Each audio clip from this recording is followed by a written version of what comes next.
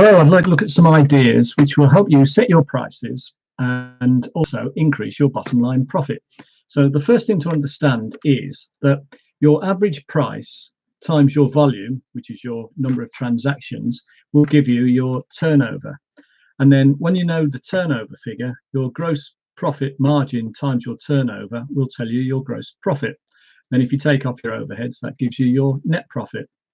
So anything you can do to increase your average prices will increase your turnover, and it will also increase your profit margin, because your average price compared to your cost of making or this thing you're selling will be bigger. So it'll increase your profit margin as well. So if you can increase your average prices, you'll both increase your turnover and increase your profit. The question is, how do you do it? Now, here is the problem that most businesses face, certainly a lot of small businesses. The problem is that there's a relationship between the price you charge up here and the amount that you'll be able to sell.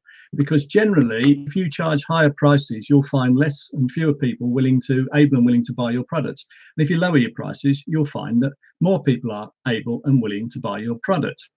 The problem you've got is that, say you were here charging this price and selling this amount, you don't actually know what this demand line looks for your particular product or service. You could try doing market research and you could ask people, but how much can you rely on their answers? If you said, if I'm going to put my prices up 10%, will you still buy from me? Well, there's a danger that people will say no, they wouldn't. But actually, when it came to it, maybe they would. So it's a real dilemma that a lot of businesses face. So what options have you got? Well, the first thing you need to do is, instead of having a demand line looking like that, you need it to look something like that. Now, the thing is, a lot of companies, small businesses, demand lines look like that simply because they're in a price competitive market. And what that means is that their competitors and themselves have driven down the price that they're all charging. And because they're all competing on price mainly, there's nothing much to distinguish one from the other. So if you were here, say, and you tried to put your prices up, you'd lose a lot of volume. And the problem is, if you were here and you thought, well, why don't I put my prices down and capture a lot of volume? The trouble then is that two things will happen. One, your competitors will probably follow suit. So this line will come even lower down and everyone's worse off. Or secondly, because your margins have been squeezed initially anyway by all this price competition that's going on, you'll probably find that you start to make a loss. So you might sell more, but your margins will be squeezed so much that you'll start to make a loss. So it's very difficult when you're faced with this sort of demand line for your product, or demand curve, to actually get away from that particular problem. Now, this is called an elastic demand, and what it means is it's responsive to price. So what you need then is something called an inelastic demand line, which looks like this red one. So how do you get from here to here? The thing is, if you're here, it means two things. It means, one, you can be charging a higher price for the same amount of sales. And two, it means that if you increase your price here, your volume of sales will only drop by a proportionately much lower amount. So for instance, if you put your prices up 10% and you lost 7% volume, then you're going to make more profit, even though you're selling a smaller volume. That is called inelastic demand, and it's not price sensitive. But how do you get from being in a price sensitive market to a not price sensitive market? And effectively, the way you do that is by following what we call the marketing equation. The marketing equation says that you have to have something good to say, i.e. something that's better about what you sell compared to your competitors, so there's a reason to buy from you other than on price. You have to say it to the right people, i.e. your ideal customer or client. Well, your ideal customer or client, you need to know what it is that motivates them to buy. It's called their hot button. It's generally 70% of the time it's a problem or an issue they've got. It's a negative. You need to know what that is, and you need to innovate your product or service to give them more of that particular hot button that they're looking to buy for. So that's the say it's the right people. So those two bits are intertwined. You need to say it well, which is following what we call the conversion equation, which is that you have something. You have an interrupt headline that basically says this is your issue, problem, concern, hot button. Then you have an engage, which says I can offer you a solution to that. So come to me and I can give you a solution. You have an educate, which explains in great detail exactly how what you do works and why it's better than the others and how you can prove that. And the more detail that you have there, the better, as long as it's not, waffle and gets boring. But as long as it's proper, interesting detail, then the more the better. Because people assume that the more you say about how good your product or service is, the better it must be. And if the others aren't saying very much, it must be because theirs isn't as good. So you need to say the right thing, having something good to say to the right people in the right way. And then once you've done that, you need to say it often, because what happens is that most potential customers, i.e. prospects, they're on what's called this thing called the buyer's journey. And what the buyer's journey says is that at any given time, very few, typically 1 to 3% of prospects are ready to buy now. Most of them, 30% will never buy, but the other 67, 69%, they'll buy at some future date. And what they're looking for is information to help them make their buying decision. And the information they're looking for is, why would I want this thing?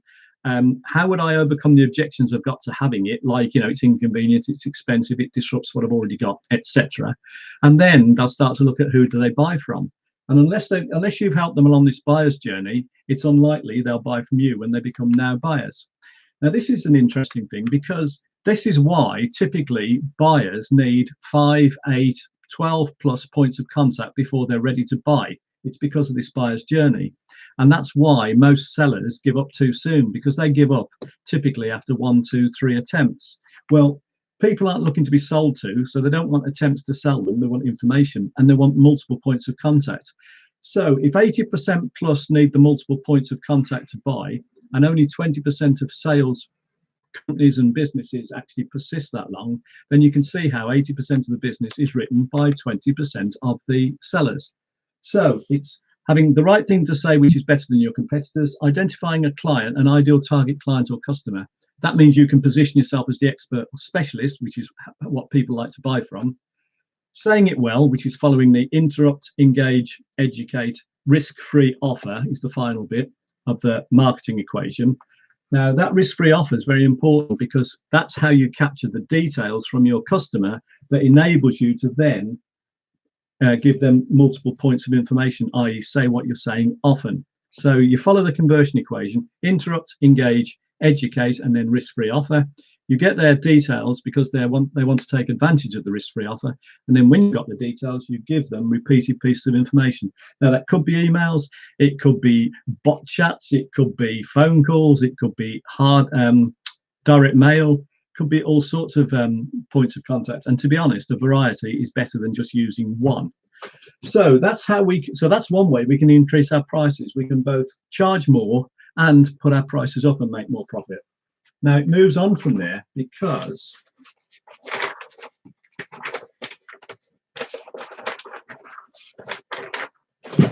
we now have this two things here called a supply curve and a demand curve.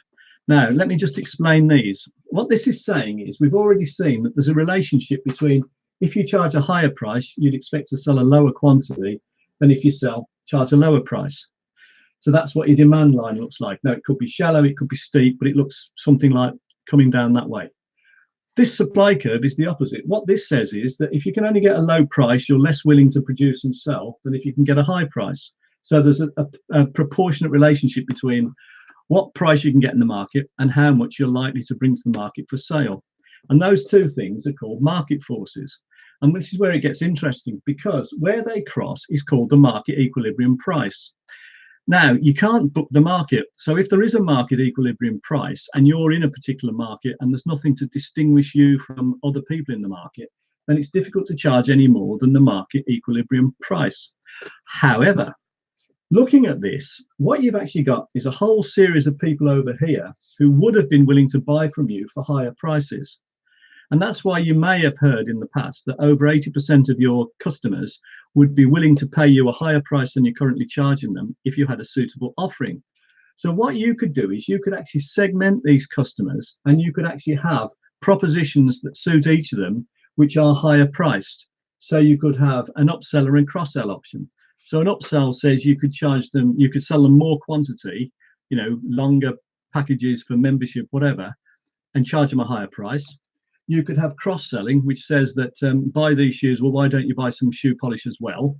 So that will be a cross sell, or burgers and chips, or you know, cars and sports packages, or laptops and chargers, or whatever. So that will be a cross sell. Again, that will increase the average price you're getting from each transaction. You could bundle products together. So again, going back to the laptop example, you'll often see the laptop's 550, but if you buy a laptop and a bag and a software package and a charger and whatever, it's 650, which is great value. So, you know, you'll buy the 650 offering. So, and also if you had joint ventures with other people who produce products that would sell to the type of customers you're selling to, you could actually maybe make money selling other people's products by affiliate fees, introductory fees, commission, whatever.